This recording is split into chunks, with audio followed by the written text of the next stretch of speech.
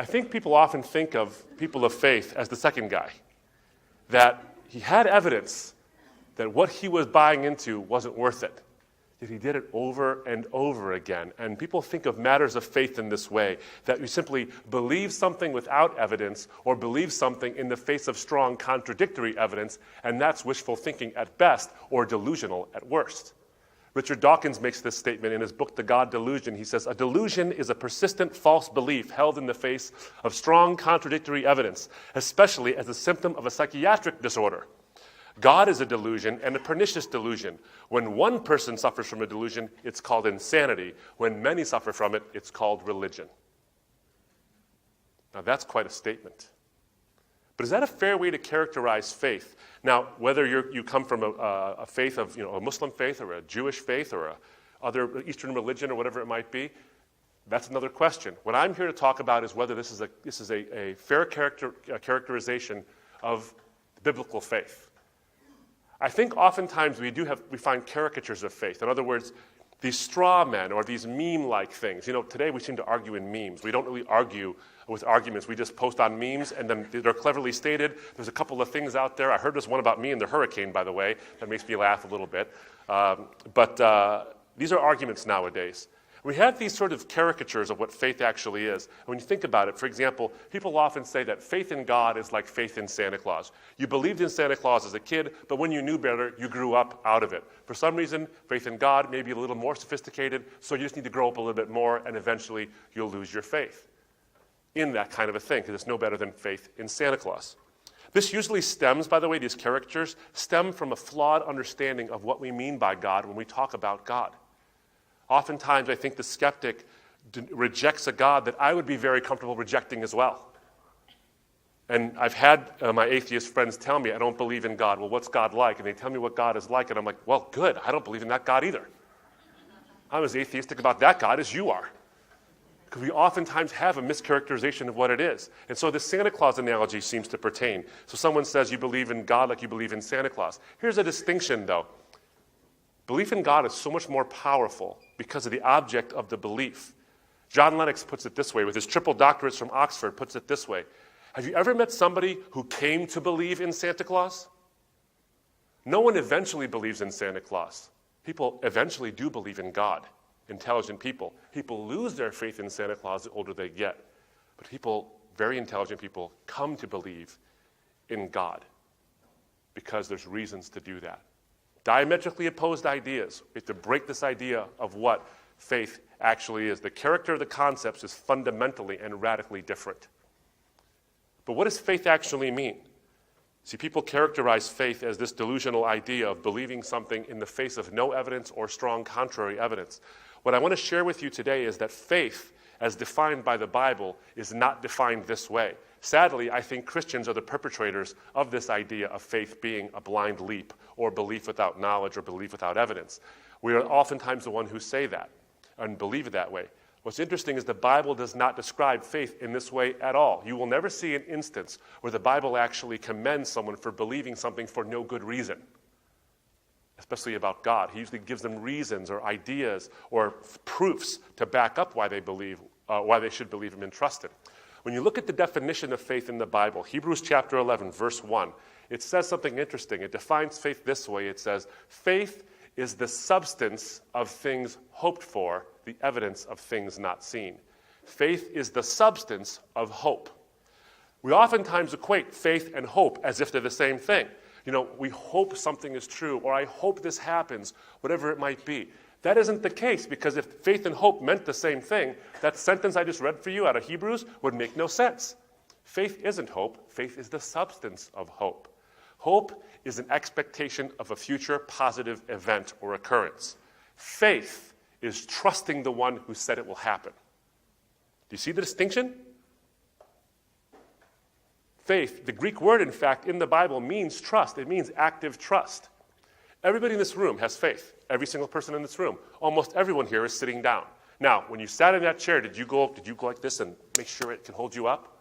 Did you grab one of those sandbags and drop it and pick it up and drop it to make sure that the chair was strong enough for you? You didn't have direct evidence that the chair would hold you up. Maybe you came here in a car. If you came here in a car, did you test the brakes? Why not test the brakes? For heaven's sake, they could go out. You could die in a fiery car wreck. Test the brakes, for heaven's sake.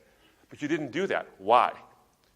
Because you had enough evidence from the previous performance of the car, from the previous performance of these chairs, from the fact that you've seen people maybe even bigger than you sit in these chairs. And you've had enough evidence to sit down and say, I can trust my weight to this chair. One day, this chair will fail. If the laws of physics apply to the chair, and they sure do, one day it just won't hold you up anymore, and you'll be the unhappy recipient, maybe, of a chair failure. I happened to be that recipient one day in a very public sense. It was embarrassing. My faith in the chair was not well placed, although I had enough evidence. Sometimes we don't have enough evidence to believe, and sometimes we have just enough. Faith is where you have enough evidence to believe something and go ahead and trust it. Everyone in this room, I don't care what your worldview is, you have faith. If you're a scientist, you have to have faith based on prior scholarship, based on prior work of other scientists. You have to understand that they're reporting. They're not lying to you in their reporting, whatever it might be. We all have it. We all have it. The question isn't, do you have faith? The question is, what is the strength of the object in which you place that faith? Is the object in which you trust worthy of that trust? That's the question. I want to give you 3 ways, friends, in which we can know that trusting God, specifically the God of the Bible, is not wishful thinking, that it's more than that, based on good evidence and good reasons. And then I want to offer, as I wrap it all up, that from these 3 reasons, we have a reason that our trust can be the substance of that which we hope for. So what am I talking about here? The first point is this, that the evidence from the physical world actually makes faith in God be more than just wishful thinking. For example, the evidence that things exist at all. Scientists will tell you that the universe is a contingent thing. All the physical things in the universe and all the matter and energy and space and time, it's contingent. Whether it's eternal or it actually had a beginning, it's all contingent. It doesn't explain its own existence. Everything that's physical in the universe or energy, whatever it might be, needs an explanation for why it exists. So the cause of those things must be something that does not need its explanation. You have to have a final or as Aristotle and Plato and all these big boys talked about, an uncaused cause or an unmoved mover to explain these things. But then you look at standard Big Bang cosmology, for example. The standard model of Big Bang cosmology tells us that the universe, all matter, energy, space, and time, began to exist at a finite point in the past. Matter, energy, space, and time all began to exist.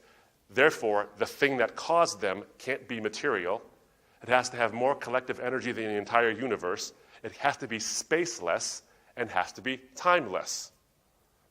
That is the very definition of, classically speaking, of what a transcendent being is. A timeless, spaceless, immaterial, enormously powerful being. Matter, energy, space, and time can't have been caused by a material cause because those things can't create themselves. So by definition, you have to have that. But then you look at not only the explanation for the beginning of the universe, but then you look at the way the universe is arranged. Not only did it have a beginning that can't explain itself, but it has an arrangement that cries out for an explanation.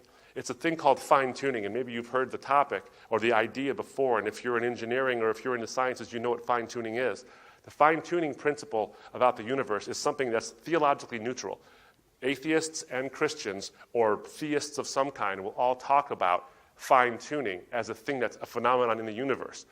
The explanation's a different story. What do I mean by fine-tuning? What I mean is that there are certain properties of the universe, both in its initial conditions and in its current state, that if any one of about 40 or more, one scientist friend I have says there's about 200 of these actually, if any one of them are off by the most infinitesimal amount, no life is possible anywhere in the universe in any form whatsoever. Give you a couple of examples. It's Roger Penrose from Oxford University, not himself a Christian, of course, calculated that the odds of the Big Bang's low entropy conditions, in other words, the organization of the matter and the energy at the Big Bang's initial conditions, the possibility of that happening by chance is on the order of 1 out of 10 to the 10th power to the 123rd power. If you understand math, you understand the magnitude of that number. But if you're like me and you went to law school, you don't understand the magnitude of that number. That's a 10 with 10 zeros multiplied by itself 123 times. It's unbelievable. Astronomical. Well, quite literally astronomical. But then you look at Stephen Hawking, again, not a Christian, not even a believer in God, when he looks at all these properties and he says the remarkable fact is that the values of these numbers seem to have been very finely adjusted to make possible the development of life. What I'm trying to point out to you from the strong forces and the expansion forces and the rate of the universe and the gravitational fields and all these all could have been different. They didn't have to be this way. They could have been different. And if they were different by a hair's breadth, any one of them, let alone all of them, no life possible anywhere in the universe. As Frederick Hoyle said, it looks like someone's been monkeying with the physics. It looks like choices were made. Now, this is interesting because if the constants and quantities could have been different, and we know they could have been different about the universe, that suggests that choices were made for a purpose, and the purpose was life. So if we have all matter, energy, space, and time coming to existence and needing an explanation for their existence, you have to have an immaterial, enormously powerful, spaceless, and timeless being who creates all these things, and that being is capable of making choices. Not only is it a transcendent being, but it's a personal being as well. And that is the classical definition of God. So we can see that the physical universe begins to cry out for an explanation, and that people who've put their faith in a God who explanation there are not just engaging in wishful thinking. But then you see the design of life. And the way life itself, the universe is designed so that life can exist, but the life that does exist cries out for this. There's a field, an emerging field called biomimetics. Maybe you're familiar with this idea. Biomimetics is an engineering field now. It's a thing that engineers are doing where they're looking at life forms, whether they're biochemical machines or larger macro machines, and the way they work, the way certain parts of the biology works.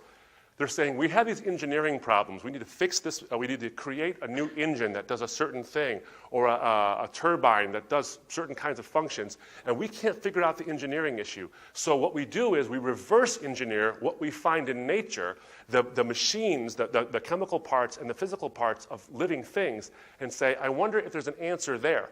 And we find the answers there, and they reverse engineer the design for their engineering product based on the way a living thing actually works. So here's the question.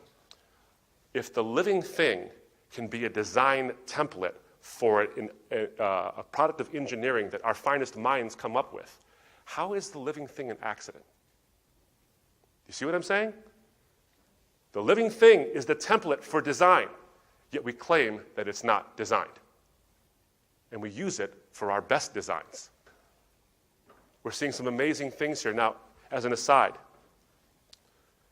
Francis Crick, who discovered the structure of DNA, said, when you look at these things, as a scientist, he warned scientists, you're going to look at these things and they're going to look like they're designed. And the inference is going to be so powerful, you must constantly remind yourself it's not designed, it's evolved, and it's evolved blindly.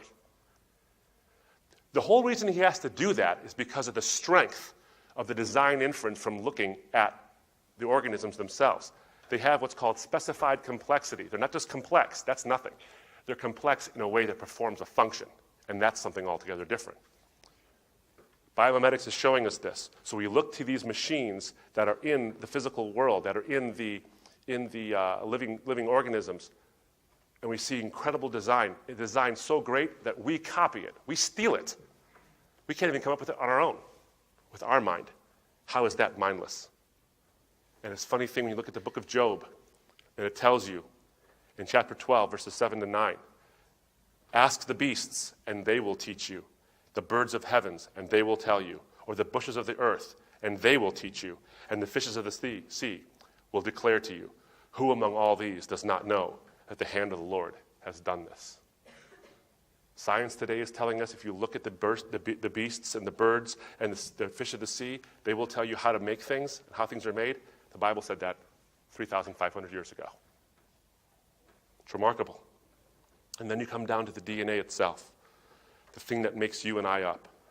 Trillions of DNA strands in your body.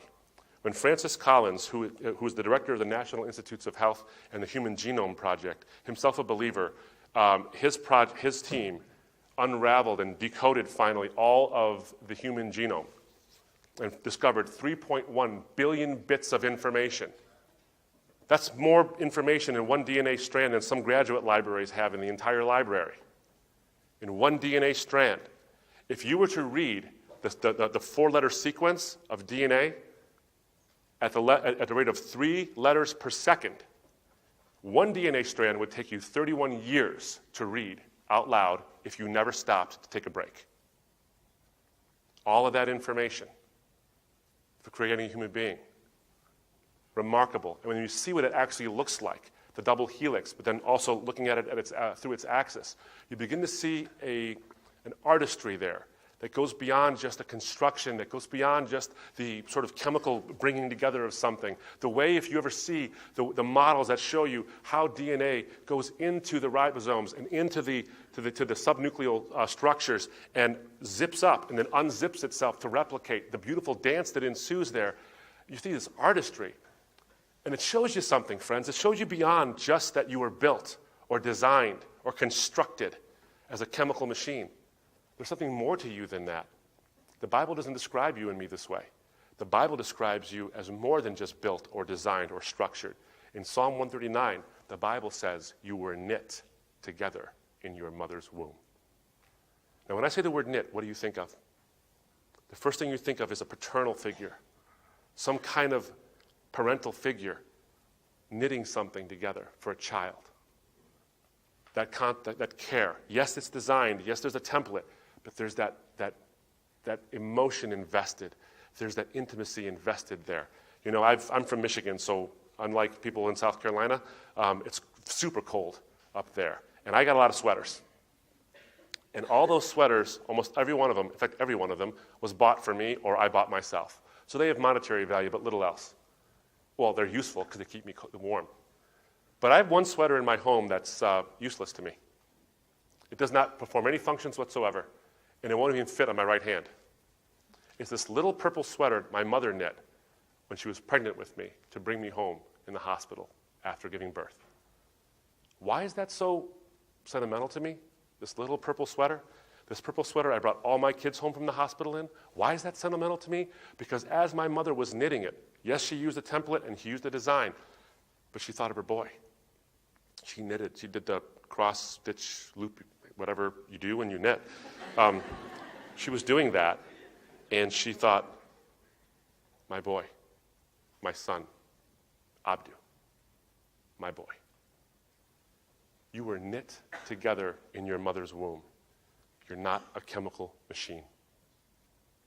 The science begins to show us this and gives hints of this, that we are more than that.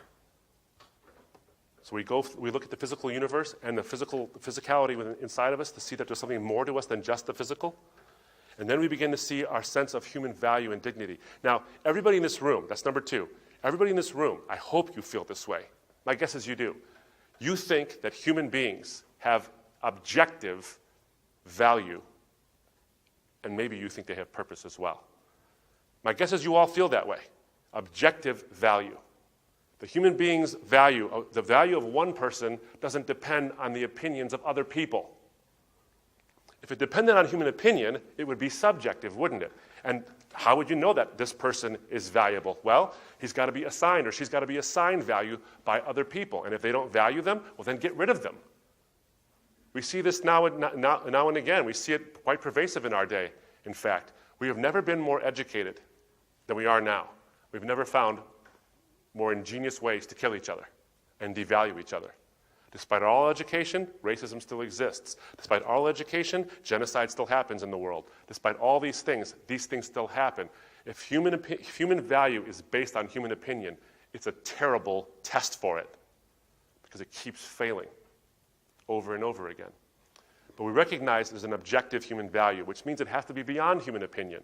Well, if man is the measure of all things, as Protagoras once said, then all there is human opinion. But is there something more, something higher, something transcendent that ascribes value to you and to me, beyond your DNA, beyond your place of birth, beyond your socioeconomic status? Is there more? There has to be. something more. Morality, which gives to us the categories of value, is objective only if there's a standard of objective morality above and beyond us. Now, moral properties are not just things that float out there. You know, you don't say, oh, there goes justice, look at justice. Or you don't say, look at kindness being so kind. Isn't kindness just so great? No one does that because kindness can't be kind. And if kindness can't be kind, then kindness violates itself. So these ideas of moral values and obligations, they don't just exist out there and float about, blah, blah, blah, like that. There has to be a rooting, a grounding of these things. They're personal qualities. Things aren't just. Persons are just. Things aren't kind. Persons are kind. But if there's a transcendent, objective morality, then those moral values, which are personal, have to be rooted in an objective, transcendent person. That is also the classical definition of God. A transcendent, moral person who does not depend on your opinion or mine. And you have that value irrespective of what society may tell you, your friends may tell you, your non-friends may tell you, or even your professors may tell you. You have that value. In fact, the atheists who study this, who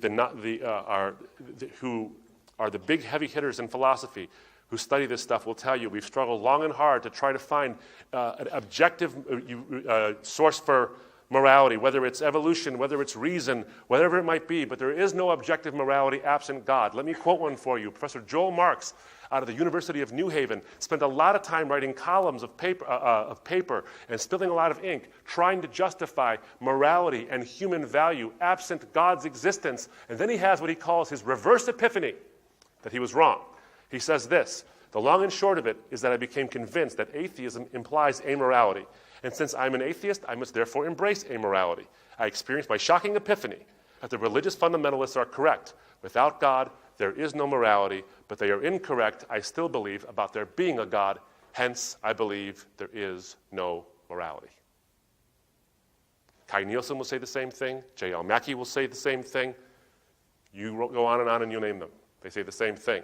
Now, be careful here, of course, and listen to what I'm saying. I'm not saying that you have to believe in God to be a good person or to act like a good person. I'm not saying that at all.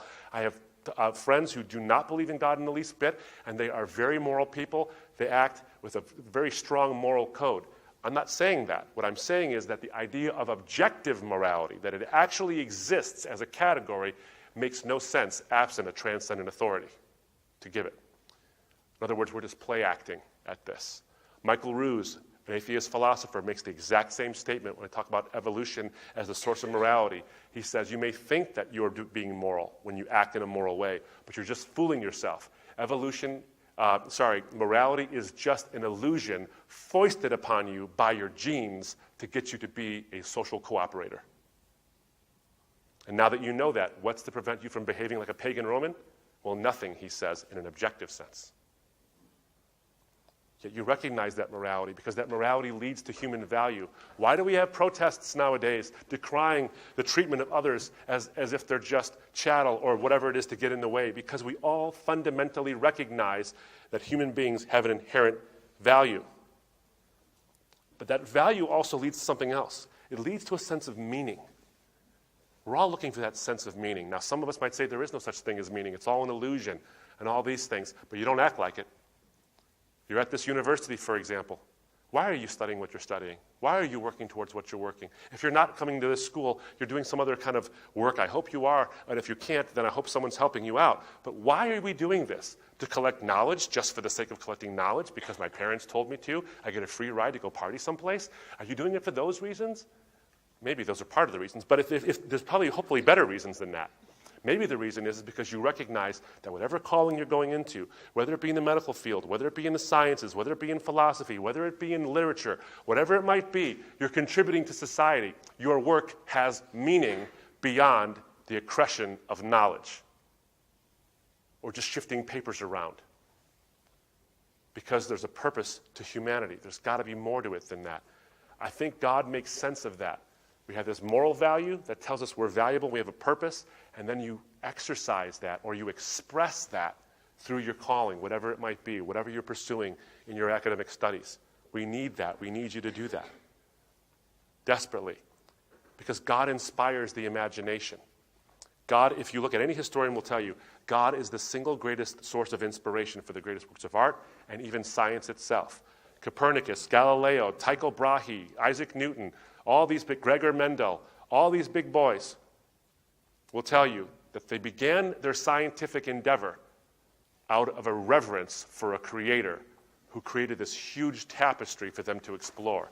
And they say, oh God, as I explore your universe, I find myself thinking your thoughts after you. It's the inspiration for this. But God has inspired many things of imagination. Now, Santa Claus might inspire children's chimes and jingles. And he might inspire paintings that go on the side of Coke cans. But you know what he doesn't inspire? God doesn't inspire Mozart's Requiem. Santa Claus, I should say. I was saying God. Santa Claus inspires Coke cans and children's jingles. God inspires Mozart's Requiem and the Sistine Chapel. That's the source of what he can do for you and for me, and see these great works of art. But I read the words of Rowan Williams, the former Archbishop of Canterbury, and he says this: very often we tie down the notion of belief to having a quick answer to what you think is true out there, rather than how do you inhabit the world you're in, the speech you speak, the vision you see. One of the things that most needs saying to the culture despisers of religion today is that the classical language of faith is overflowing with resources for imagining and understanding human experience and value at depth. As I've said on other occasions, when people compare Christian belief to the belief in the tooth fairy or Santa Claus, I want to ask, where are the divine comedies or the Matthew Passions or the four quartets inspired by the tooth fairy? Not only do we have moral value and purpose, but imagination and that which makes life flavorful, savory, is inspired often by God and gives meaning to our academic and professional pursuits. You know, a few months ago, I was following a popular book written by a very, very well-known judge, a federal judge here in the United States, and someone I admire, actually, in terms of his legal acumen. He has written some of the most influential opinions in the history of the United States. And he was giving an interview, and he made this statement. He says, as far as I'm concerned, we're all just apes with big brains. And I thought, how disappointing is that? Because he just got done telling us about the calling of judges to adjudicate matters of ultimate importance and policy considerations for the wider society. So my question is this: how can he actually think he's doing that by adjudicating matters of ultimate importance between actual people when he thinks we're just apes with big brains? How is he not just a zookeeper who prevents the animals from biting each other? Your academic career will lead to something meaningful. Your manual labor will lead to something meaningful if there's something beyond us, far more important. Barney Adler is a former Christian. He turned atheist and wrote a book called Save Me, an open letter to the Christian church. And he says he laments that meaning is gone, that all these things are gone in his life, and he misses them. This is what Barney says. Through atheism, I have learned to shun these ideas as nothing more than religious superstition. Comfort it may be, meaning religion, but it is only from an imaginary friend. Yet I miss this friend more than words can say. Like an alcoholic looking at a glass of whiskey, I long so much to revive my old habits. I wish to call on God again, to repent, to be made new. But then I wake up to reality. There is no comfort in pain. There is no God to go to. There is no Jesus to bear my afflictions for me. There is only this harsh world, and it gives mercy to no one. God help me. Is that how life actually is? Or is there more? There's a universe that points to the existence of life as finely tuned so that life could exist, and that life itself, which paints this beautiful portrait of what it means to be a human being as knit together in the mother's womb for a purpose, so that we can have dignity and value and morality, show us that we're more than that. What is that purpose? You know, I travel a lot for work, of course. We travel all over the world to do this kind of work and offer the credibility of the gospel to audiences both friendly and hostile. So I'm in hotels a lot.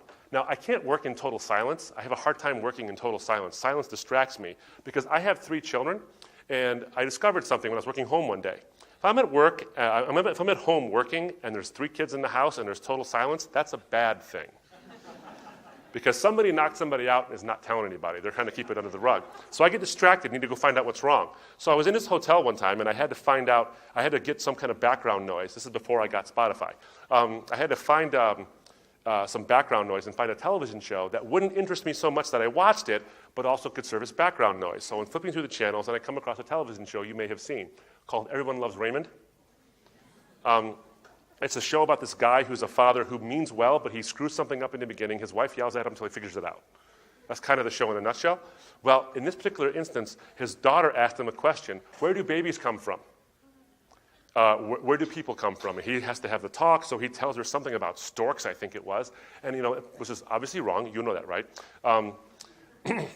So his wife says, Ray, you can't tell her that, because if you tell her that, she's going to find out the truth from her friends or some other source and not trust us with the big questions. Go fix this. Well, he's terrified to talk to his daughter about this, so the whole half hour is him. By the way, you can totally tell I got no work done for this half hour. He spends the half hour trying to figure out how to have the talk with his daughter. So he finally walks into her bedroom. There she is sitting on the bed playing with her dolls. He sits down next to her and says, honey, you asked Daddy a very important question. Now, when a man and a woman love each other, they get married and come together, and she says, whoa, Dad, stop, please stop. I already know that. Why does God put us here? He's not ready for that question. It's the meaning of life question, right? The question no one knows the answer to. Why are we here? What's the purpose of humanity? Every time you see it in the movies, it's some guy, it's Forrest Gump running across America, getting his beard all long, and he's got the answer somehow, because I guess running gets the answers to life. But also climbing mountains does too. As the guy climbs to the top of the mountain, he's all torn apart, and his beard's getting long too. And there's a guy sitting at the top of the mountain in the lotus position with eyebrows that won't quit, chanting something. And then the guy says, oh, great guru, tell me what the answer to the meaning of life is. And as he opens his mouth, cuts the commercial.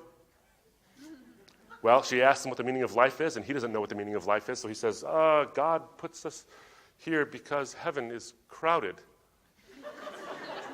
It's ridiculous, of course. But the whole point is that we don't know this answer, right? It's summed up very, very easily in the Westminster Shorter Confession. The chief end of man is to glorify God and delight in his presence forever. That last part's pretty important. You are here for relationship. You are here to have a relationship with the Creator. Now, everyone in this room either has relationships, craves relationships, protects relationships, or mourns the loss of relationships. You are an incurably relational being. That is who you are. What explains that?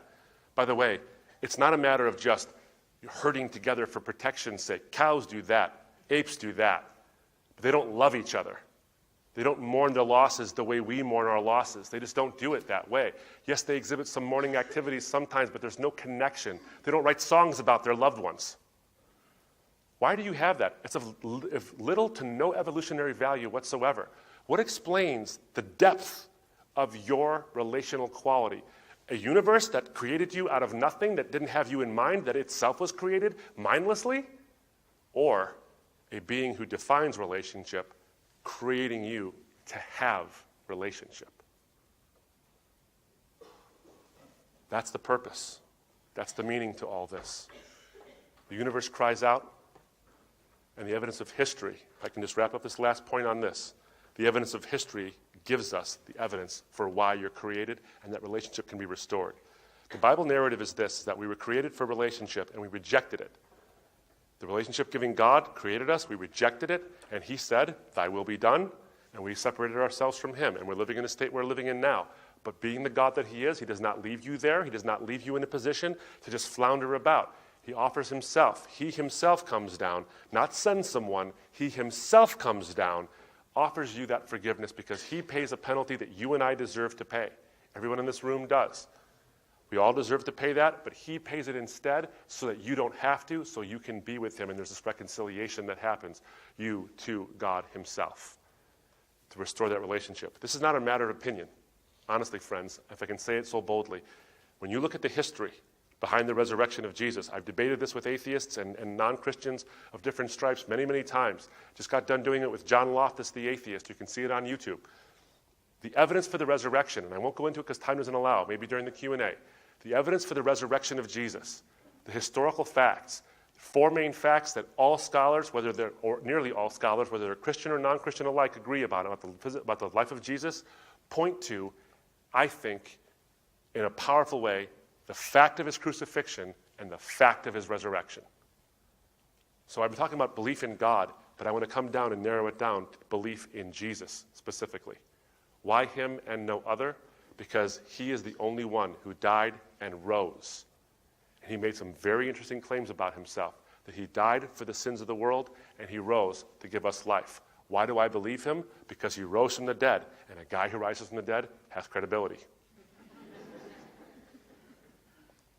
He does that for you and for me. Let me wrap this up in a story, if you don't mind my doing it quickly. A friend of mine who was not a Christian was in town on business, invited me out to dinner, and I said, fine, if you pay, I'll pray. And he did, business expense. We had a nice time. We caught up on family and other things. Now, he is an atheist. I was not a Christian at the time we were in school together, and he found out I was a Christian. The subtle hint was he came to my wedding at a church, and he thought, I think this guy's a Christian. It was a subtle hint.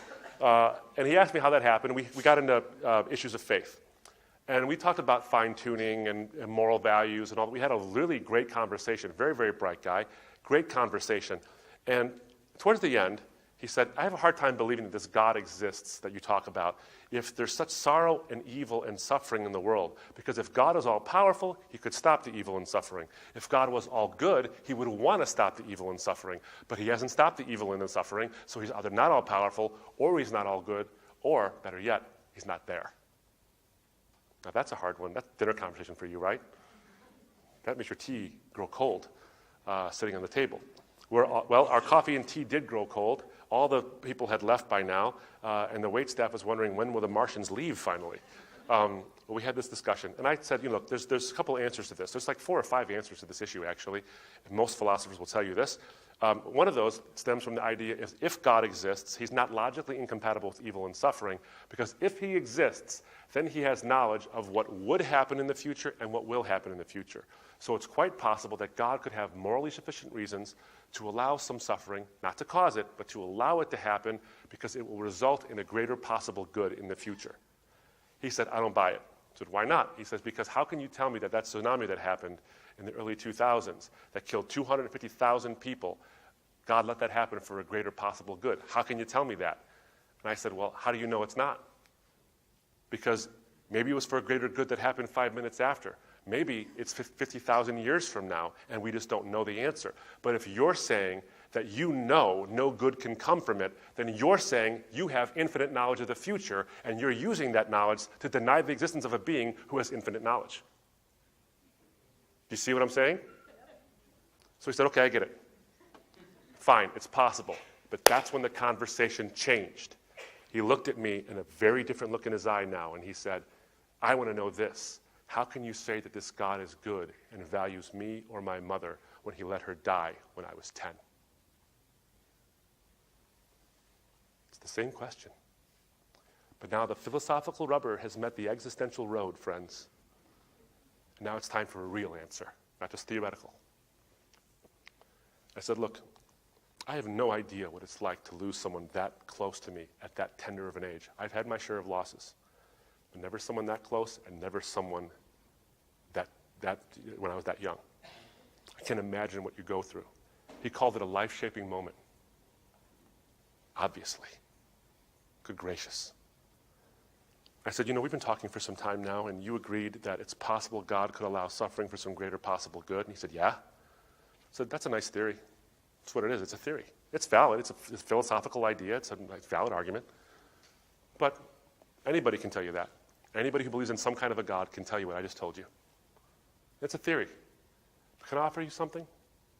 For me as a Christian, it's more than a theory because it's actually a matter of history. God didn't allow some suffering for a theoretical good. He allowed terrible suffering on his own son as a matter of actual history. Not for some highfalutin theoretical good that we could possibly dream up, but an actual greatest good there could be, the salvation of the world. He offered that to your mother, and he offers that to you. But you asked me one last question. You said, how could I know that this God values me or my mother? I said, look, I don't know. How do you value something? How do you know how much something is worth? I got things in my house. I've got DVDs of my wedding. I have my kids' first birthdays, pictures of those things. I got a lot of things, gifts they've given me. They're extraordinarily valuable to me. And there's a fire in that house. I'm getting my wife and my kids, and I'm leaving. I'm not going to risk my kids' father's life on stuff like that. I'll mourn their loss. But I'll tell you this. If one of my kids is in that house, or my wife's stuck in that house, I'm going to risk everything for them. You know how valuable something is by how much you're willing to pay for it. In a universe that does not care about your existence, as Lawrence Krauss says, all you are is a bit of pollution, cosmically speaking, can't give you value in an objective sense. But God paid an immeasurable price to show you and your mother that you have an immeasurable value and you could spend an immeasurable eternity with him.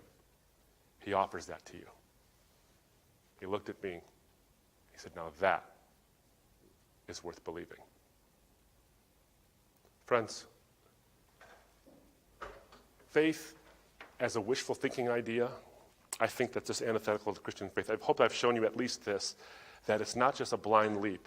It's faith that has backed up by evidence and reasons for it.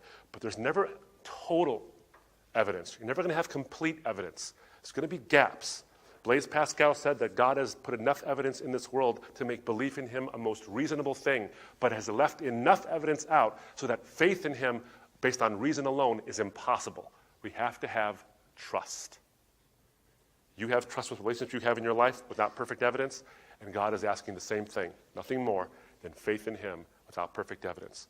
But as I think I've shown, your life, you are valuable. The cross is the ultimate statement that you have eternal relevance because you are relevant to God, so much so that he sent his son for you and for me. Thank you so much for giving us a hearing. I'm looking forward to your questions. Thank you so much.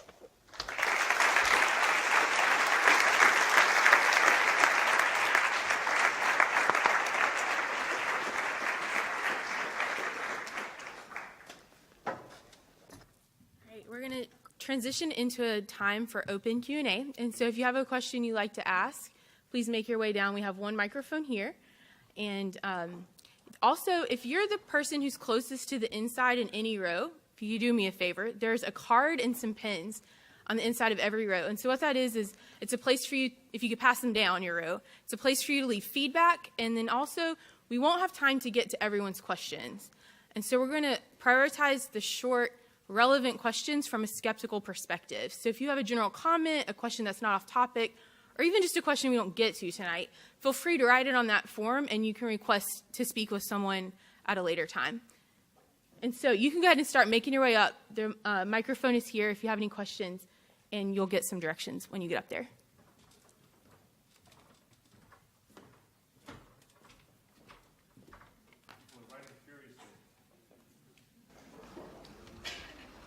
I'm going to borrow a line from a friend. The first question is always the hardest question, so second question.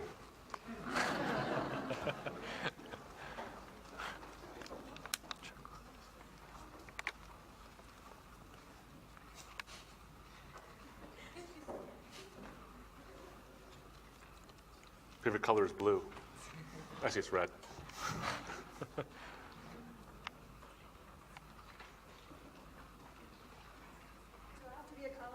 No, not at all. Please. Since you didn't have the short skeptic question, I have a different question to get things going. Okay. Coming from your Muslim background, as I understand it, one of the greatest obstacles to becoming a Christian is that they are so strictly monotheistic. How did you get over that hurdle of viewing Christianity as a tritheistic religion? That's a great question. Thank you. What's your name? Beth. Thanks for the question, Beth. I want to unpack it a little bit if I could. The idea, Islam is a monotheistic religion, believing in one God, but it believes in what's called a monad concept of God. God is one in his nature and one in his person. whereas a Christian monotheism is Trinitarian. Believes that there's one God, but he exists in three centers of consciousness. He has three centers of consciousness, and so he is one, but there are three persons within the Trinity: Father, Son, Holy Spirit. Now, I remember when I was a Muslim, I would talk to my Christian friends. I'd say, explain the Trinity to me. And they have zero idea on how to explain the Trinity to me. And I'd say, well, it sounds to me like you're just a confused tritheist. You think you're a monotheist, but you're just kind of a confused tritheist. And I would go ahead and debunk it. I also thought, by the way, that the idea of the Trinity insulted God's greatness. Now, you've heard the phrase, I think you've heard it in a very unfortunate way, but Allahu Akbar, right? You've heard this phrase on the news, and typically when you hear it, something bad happens on the news. But the reality is that most Muslims say Allahu Akbar all the time in common parlance. They just say it as a prayer and a praise. It means God is greater, and God's greatness is the central doctrine of all of Islam. So God is great, which means God is one and doesn't have partners. And I thought that if God the Father is God and God the Holy Spirit is God, why does God the Father need the Holy Spirit to help him if God is great? All these things. So I'm giving you a picture of what the problem actually was. But what I began to see was this. One, there is a logical consistency in the Trinity. I thought it was utterly illogical. There is a logical consistency within the Trinity. Now, if I were to ask this to say, how do I explain the Trinity? Many people would try to use analogies like water. You know, the water is H2O, but it can be solid, it can be liquid, it can be gas. The problem with that is the same body of water can't always be all three. So that's a problem because that's not actually how the Trinity says. The Trinity says God is one in his substance and three in his persons eternally. He's always the Son and the Father and the Holy Spirit. So the water analogy doesn't work. In other words, what I'm saying is this. Analogies break down. They don't work eventually, so just stop using them. They're just not going to work. If you do, sorry. But what I found is an explanation like this. The Trinity doesn't say that God is one in nature and three in his nature. That's ridiculous. Or one in his personhood and three in his personhoods. That's similarly ridiculous. What it says is that God is one in his nature and three in his personhoods. Nature and personhood is not the same thing. Now, when you think of a person, I say, who's that person? You think of the body and personality of a particular individual. Who is this? I'm Abdu, the human being. That's what you think of. But I want to define personhood a little differently. I simply want to define personhood as a center of consciousness. That it's just the way in which one consciousness relates to other consciousnesses. Okay, that's all. So God is one what and three whos. So let me describe this a little better. If I were to say, what is this in its nature? What is its essence? I'd say non-living thing. It's got a whatness to it. You can point at me and say, what is that? And that'll be a little insulting, but you can still do it if that makes sense. What is that is I'm a living thing. I have a whatness, and so does the bottle. Whatness and a whatness. But you can't go to the bottle. Who is that? You don't say that to inanimate objects. Well, I guess with Siri you kind of do nowadays. But if they do it too long, they take you away. It doesn't have a who-ness. It doesn't have personhood. It lacks that quality. But you can say to me, who is that? I have not only a nature of what I am, but I have a personhood. I have a who I am. So nature and personhood are different. Something's what and something's who are different things. So God having one nature and three personhoods is not contradictory. Now, do you understand that 100%? Well, of course you don't. You know why? You're not tripersonal. You don't have three personhoods inside of you. So you're not going to get it 100%. But I'll tell you this. If you can understand God that fast, that easy, he was that simple to get, that should bother you. Because if you're talking about the creator of all things, the one who creates the entire universe, billions and billions of light years across, but also creates quarks and subatomic particles, and you can get him that easily, then you made him up. As opposed to a God who doesn't defy your logic, but who does transcend understanding. That's what the Trinity actually says. Now, how is this translated into not just theoretically possible, but actual? Remember what I said about God's greatness? A Muslim believes, and I believed, that God is truly great. He is incomparably great, and he would need nothing to be who he is. As a Muslim, I believed that God was personal. He had a personal quality to him. He had the ability to relate. The Quran describes God in personal ways, that he has volition and emotion and all these things. And So does the Bible. The Bible describes in 1 John chapter 4, verse 8 as love, not loving, but that God is love. How do you explain these two things? If God is the uncreated being, the only uncreated being, and he's personal and relational, then when there was nothing else but him in existence, he was incapable of loving. Because love or relationship, relating, being merciful, being kind, being all these things, requires an object. You didn't walk in this room and just love, right? You know, I love. Well, you love who? I don't know, I just love. No one just loves. You got to love someone or something. It requires a receptor. So God was incapable of being who he was when he was alone, unless he's a Trinitarian God, one in his nature, three in his person, eternally in community from eternity in the Trinity. Father loving the Son loving the Holy Spirit loving the Father and the Son, and on it goes. That community. God never needs anything to exist to be relational. He defines relationship as the eternal relator, which is why the Bible doesn't say God is loving. That's what the Bible says. God is love. He defines love. But why create you? To mess it up. He's got a perfect relationship. What are you around for? He's not lonely. He doesn't create you so that he can have a relationship. He creates you so that you can have it. It's a selfless act. He's not suddenly more God because you exist. He actually creates you so that you can have relationship. That's a God who is great. I wanted God to be great, and I found a God who is great in the triune God. Great question, Beth. Thank you so much. Any other questions? Oh, here we go.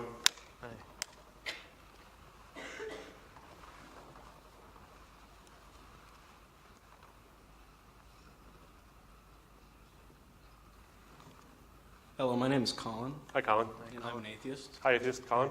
It kind of goes into my question. Yeah, sure. You said earlier, and forgive me if I misheard you or misunderstood you, Sure. that a universe that with no God, human value or human life would have no value. You say that. Yeah, objectively speaking. Objectively speaking. Right. Why is objectively speaking relevant? Why is it relevant? Yes. Why do we need to be objectively valued? Okay.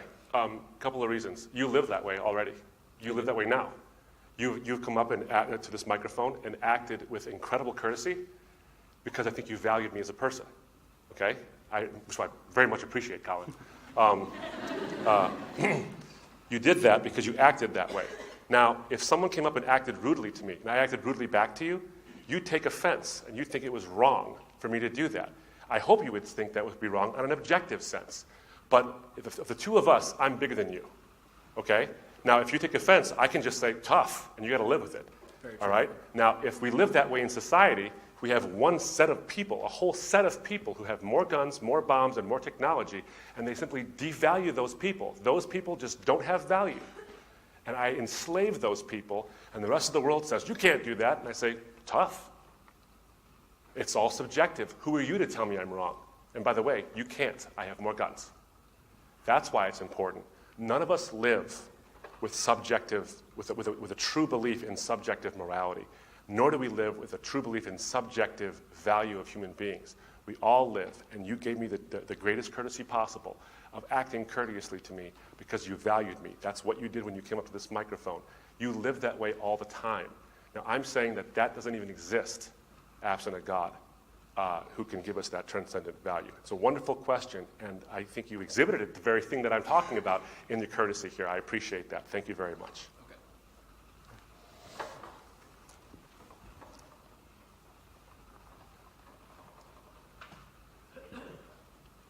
If you guys just want to line up and do it, that'd be great too. Dr. Murray, I really enjoyed your talk today. Thank you. I did have a question. It was a bit skeptical. Yeah. You seem to arrange this defense for belief in God as an assault against human evolution.